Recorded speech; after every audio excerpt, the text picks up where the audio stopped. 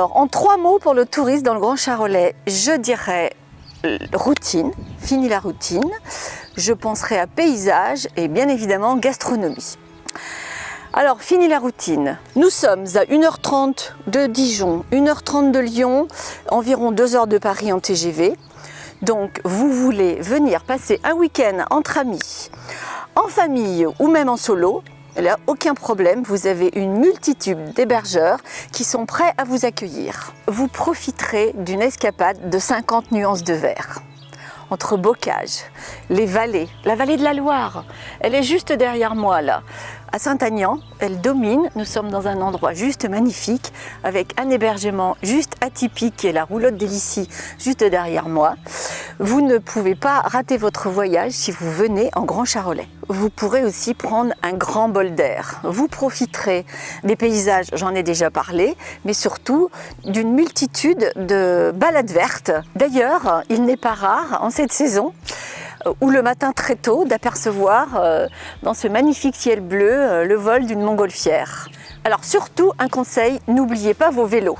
Parce que nous avons les voies vertes, des boucles de rando pour rejoindre d'un itinéraire à un autre, d'une commune à une autre. Alors surtout, bien penser à ces vélos. Vous avez une richesse gastronomique en Grand Charolais. En passant de la race bovine, du mouton charolais, par les fromages de chèvre, le miel, vous allez rencontrer des producteurs passionnants et passionnés qui sauront vous faire découvrir ce que c'est que la gastronomie charolaise. Et puis surtout, vous ne devrez pas hésiter à aller à la rencontre aussi des cuisiniers qui sauront vous faire apprécier le Grand Charolais dans l'assiette. Vous aurez de quoi occuper vos journées du matin au soir, entre les visites guidées dans les musées, les visites guidées dans les villes, que ce soit Digoin, Paray, Charolles. Vous avez aussi les manufactures, alors un petit clin d'œil à Charolles puisque nous sommes à Charolles ce soir, mais vous avez aussi Digoin, également la poterie à Digoin.